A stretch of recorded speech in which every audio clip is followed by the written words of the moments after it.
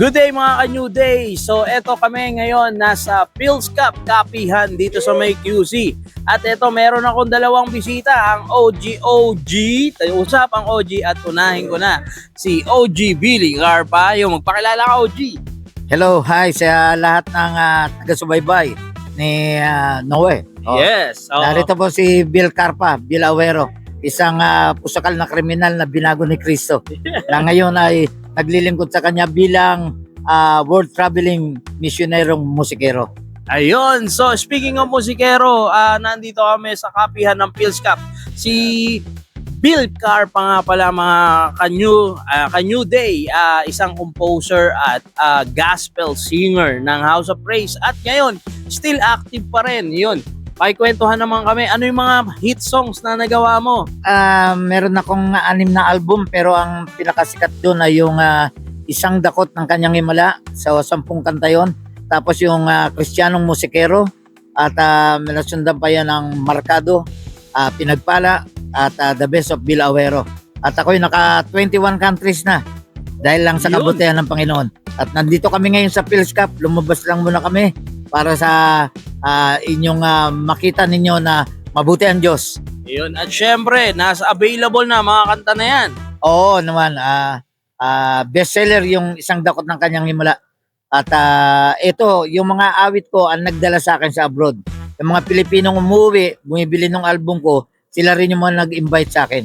Kaya hanggang ngayon, ako ay 79 years old. 80 na sa Pebrero. Yun. Pero still going places para umawit at magbigay ng pag-asa sa mga tao. Ayun, syempre available na yung mga kanta mo at saan ka nila makikita? Facebook o ano mga social media? Tatong Kalye, makikita niyo yung lahat ng tattoo Storya. ko at yung 4 na parts ng aking istorya Yun. sa Tatong Kalye. At ang aking mga awit nasa Spotify, YouTube, iTunes at ayun, patuloy pa rin ako na-invite. If you are interested na makarinig kayo ng mga yung tinatawag na testimony ng mga taong binago ng Panginoon. At syempre, i-follow nyo siya sa Facebook niya na Bill Awero. Marami pong yung mga hindi ko na ginagamit na account pero yung akin pong active na account ay hindi ako nakasombrero at yung cover ay yung nakalabas ang tattoo ng binti ko. Yun, grabe. Maraming salamat, OG Bill. At syempre, ayun, from old school to new school. Yan. Ito naman tayo, ang ating kasama. Ayun, siya na lang magpakilala. Go ahead. New school, yeah! New school Go ahead, bro. Yeah, yo, my name is Crispin. Siyempre, alam nyo na, Crazy as Pinoy. Yun. Siyempre, kasama natin, nandito kami sa Phil's Kapihan. At nagmerienda kami dito sa lugar, sa Quezon City. At kasama namin ang ibang mga artists dito at mga composers sa Phil's Cup. Yon. At syempre, anong bago kay Crispin? Ayun, eto pa rin. Pag tuwing linggo, naglalaba. Hindi.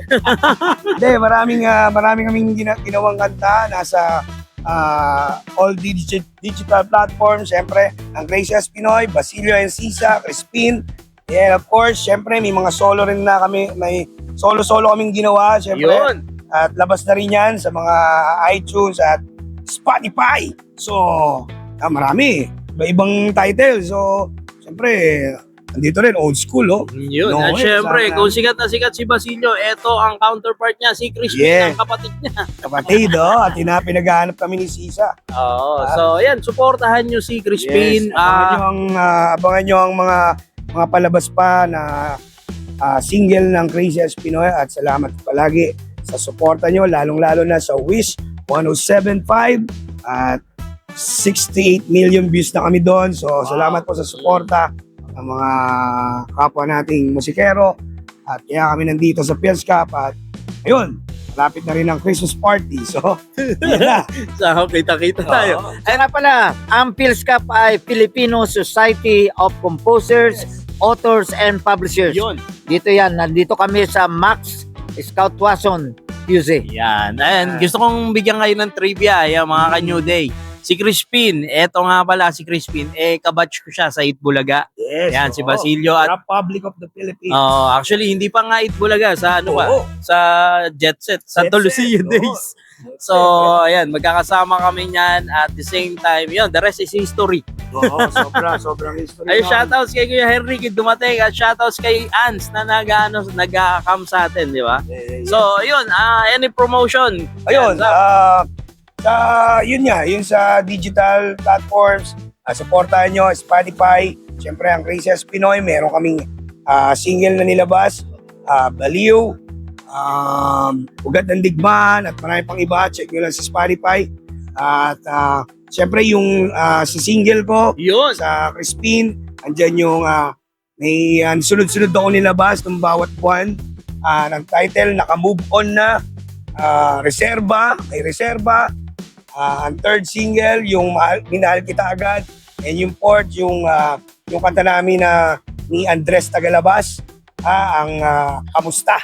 Yun. Yun. At syempre, i-follow nyo rin siya sa mga Yes. social media niya. Oo, ang main account ko, Jeffrey Zap Pilien. And of course, yung page ko, Crispin, Crazy as Pinoy. At ang YouTube channel natin, Crispin TV. Let's go! Yun, supportahan nyo yan. And maraming salamat mga OGs. Ito, different genre, different artist, different composer, pero nagsama-sama. Ayun, at about sa music industry o business music, ito ang mga Pills Cup at dito natin maiintindihan yan. Maraming salamat and God bless. God bless. I'm out. God bless. Salamat. Yeah.